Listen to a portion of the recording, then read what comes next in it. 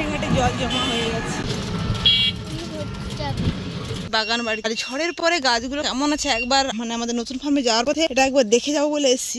Good morning everyone, welcome to our new blog. গতকাল তো রেমাল ঝড় তাণ্ডব মানে আমরা তো বেরোতেই পারিনি। আজকে আমার প্লাস ছুটিরও দিন, তো সকাল বেরিয়ে পড়েছি। মনটা মানছে না নতুন ফার্মের কন্ডিশন কি অবস্থায় আছে। আর নতুন ফার্মে যাওয়ার পথে আমাদের পুরোনো ফার্ম আর এই বাগান বাড়িটা পড়ে। বাগান বাড়িটাকে কি অবস্থায় আছে একবার দেখার জন্য চলে এসেছি।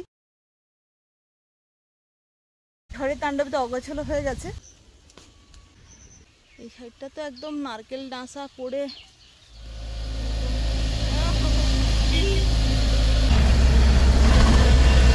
অসুবিধায় পড়ে গেছিলাম। গতকাল তো রেমাল ঝড়ের জন্য কারেন্ট সাপ্লাই নেই, এই জন্য টোটো গাড়ি ঠিক মতো চার্জ দিতে পারেনি। এই জন্য মাঝ রাস্তায় টোটো গাড়ি চার্জ শেষ হয়ে গেছে। তারপর যখন দেখি না আমাদের এই বোলেরো গাড়িটা ডিঙের ভাঙা রেসপেস নিয়ে আমাদের নতুন ফার্মে ফেলার জন্য যাচ্ছে, কোনো অসুবিধা নেই। সামনে এই যে ভাঙা গাড়ি হলেও কি হয়েছে, কোনো অসুবিধা হচ্ছে?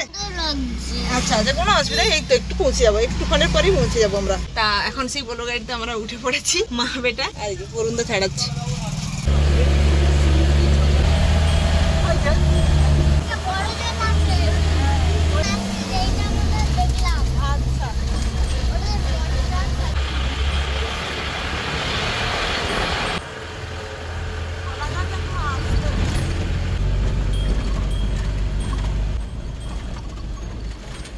কৃষ্ণ এখানটায় বাবা, পুকুর তো ভর্তি হয়ে গেছে।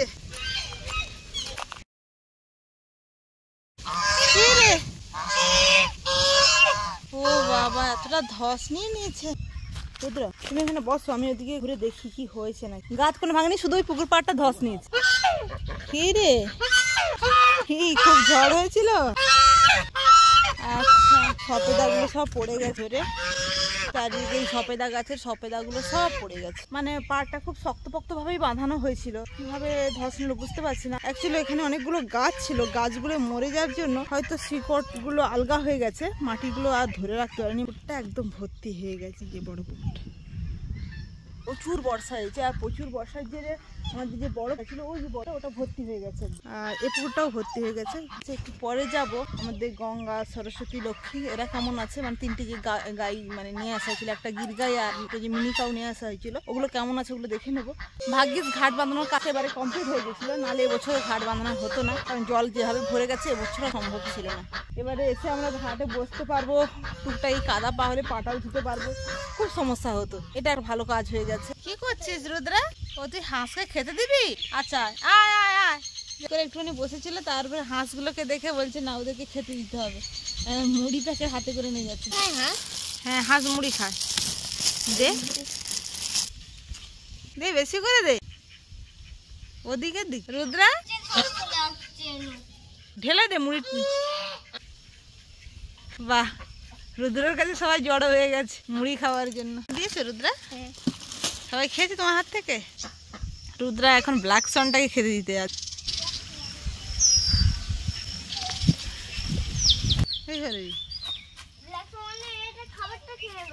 কে খেয়ে নেবে?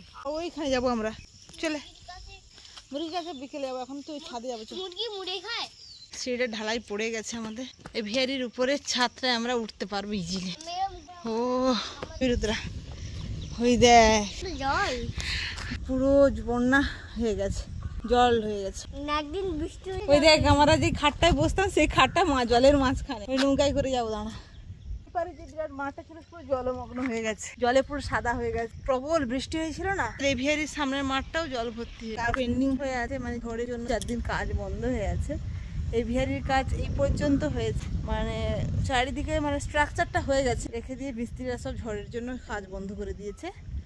আবার ওয়েদার ঠিক হলে কাজ শুরু করবে। আমাদের যে মুরগির ঘরের ঘর আছে, সেখানে তো শালিক পাখির বাসা হয়েছিল না, ডিম দিয়েছিল না? হ্যাঁ দেখেছি, ভিডিওতে দেখেছি। পরে যাবো, দেখি বাচ্চা হয়েছে কিনা দেখবো। সেই পুকুর পাড়, সেখানে গরুগুলো এখানটায় আছে। লক্ষ্মী, সরস্বতী, গঙ্গা এরা এখানে।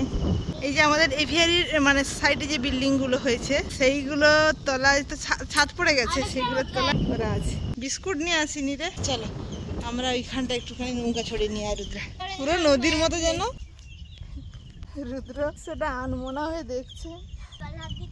হ্যাঁ চলে, হাত দিবি না? ওখানে কাদা আছে। এখন আমি আর রুদ্রা এখানে নৌকায় চড়ছি। রুদ্রা হেবি মজা। আমি সায়ন কোথায়? এই তো সায়ন। এখন আমরা নৌকা চড়ছি। রুদ্রা এই যে রুদ্রা গত বছরই দেওয়া হয়েছিল, খুব শক্তপোক্ত ভাবেই দেওয়া হয়েছিল। তারপরও এইখানটায় কি বড় ধস নিয়েছে। রুদ্রা এখন এখানে স্নান করছে। করে না, ঘরে স্নান করে আসেনি। হ্যাঁ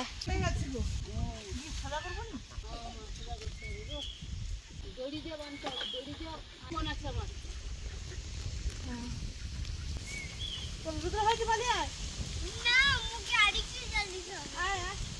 টিউবওয়েল হয়েছিল, টিউবওয়েলে তো একটু প্রবলেম হয়, তবে ঘাট মানে পুকুর ঘাট তার একটা আলাদা মজা। আমাদের একটা সজনে গাছ ছিল, সেটাই পড়েছে। সজনে গাছটা এখন সোজা করা চলছে। হ্যাঁ রুদ্রর খুব খিদে পেয়ে গেছে। হাঁস টাসকে খাইয়ে রুদ্রর খিদে পেয়েছে। এই তো এক্ষুনি খাওয়া, এই তো খাবো। বৌদি কি কি আইটেম করেছে আজকে? পটলের ভাজা, বৌদি আছে অনেক। এই দাদা দাদা নড়াশোনা করছে, দাঁড়া। প্রচুর খিদে পেয়ে গেছে, আজ রেডি চলছে। অনেকগুলো আইটেম করেছে বৌদি, আরো আছে। ওই দেখো তখন থেকে আমাদের টোটো গাড়ির পিছু নিয়েছে। আস্তে লেগে যাবে রে, কিছু খাবার নি তোকে দিয়ে দেবো।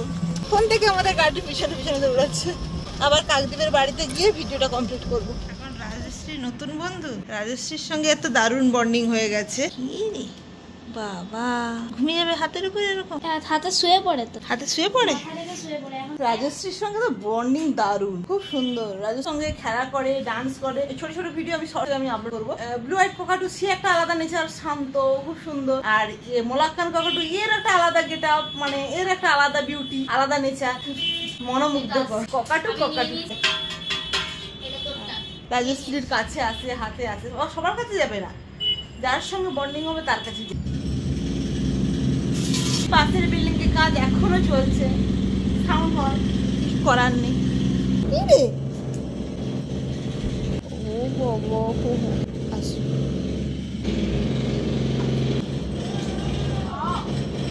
ঘুমিয়ে যাও। দিলে খাবে না, ও নিজে চুজ করে খাবে। ও যেটা পছন্দ, ও নিজে পছন্দ করে খাবে। একটা স্পেসিফিক দিলে খাবে না। ও একটা দিলে হবে না, মানে রাজশ্রী বেশি সময় ওর সঙ্গে কাটিয়েছে, তো ওর নেচার সম্বন্ধে বেশি বুঝেছে। আমি তো মানে অফিসের চাপে ঠিক মতো টাইম দিতে পারিনি। ওইটা আমি একদিন কেটে দিয়েছিলাম, তো প্রথম নিয়েছে মুখে ফেলে দিই। তারপরে এই দেখো মাম্মি রুদ্রকে ভাত খাওয়াচ্ছে, আর সে সেখানে টিভি দেখছে ওখানে বসে বসে। আমরা কি করছি, রুদ্রকে খাওয়াচ্ছি। হ্যাঁ হ্যাঁ, থাকতে ভালো লাগে না। ওই ডেস্কটপের উপরে ও এখানেও থাকবে না, এই কোনো জায়গায় থাকবে না। ওই জায়গাটা ওর খুব ফেভারিট। ওর ফল টল ভাল লাগে না, শুধু মানুষের খাবার খাবে, ভাত খাবে। এদিকে তাকিয়েছে। নাম এখনো যেহেতু দেওয়া হয়নি। না দেওয়া হয়েছে, পাপা দিয়েছে, স্নো বল। আর এদের তো হ্যান্ড ফিডিং ফর্মুলা আমাদের চিরদিনের সাথী, মানে A19। মানে যত গ্রে প্যারট বেবি বলুন, আমরা A19 খাইয়েই বড় করি। যেমন কাকাতোর জন্য A21 আর গ্রে প্যারট সানকোর জন্য A19।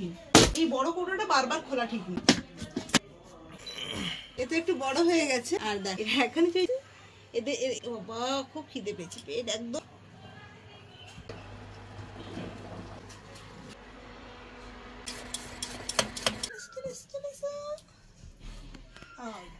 তোকে পরে বের করবো, তুই খুব দুষ্টু। এই তো বাবা ভাত খাইতে দে রেডি। খুব গরম আছে, গরম আছে।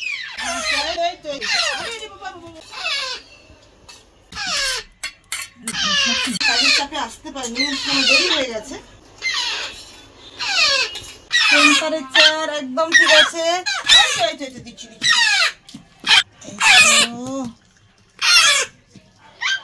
মানে অফিস থেকে যখন লাঞ্চ টাইম থাকে আমার, ওই লাঞ্চ টাইমে যখন আমি খেতে আসি, সেই টাইমে এসে এদের দুপুরে হ্যান্ড ফিড করে দেওয়া হয়। এদের টোটাল 3 বার হ্যান্ড ফিড দিতে হয়। সকালে একবার, ফার্স্ট সকালে অফিস যাওয়া লাগে, দুপুরে একবার লাঞ্চ টাইমে, আর সন্ধ্যে রাত্রিবেলা একবার অফিস থেকে ফিরে এসে ফাইনাল একবার হ্যান্ড ফিড দিতে হয়। টোটাল 3 বার করে হ্যান্ড ফিড দিতে হয়। হেডটাকে জাস্ট একটু সাপোর্ট দিতে হবে, খুব জোরে ধরতে হবে না, হালকা করে হেডটাকে একটু সাপোর্ট দিতে হবে। চলো তোমরা হয়ে গেছে, তোমরা দেখো এবার তাকে বড়কে বাইর করবো। একসঙ্গে 3 মিনিটে বের করা যাবে না, ও একটু ধূর্ত মতো আছে, ও ছোটদেরকে কামড়াবে, এই জন্য ওকে আলাদা করে খাওয়ায়। আয় দুষ্টু, দুষ্টু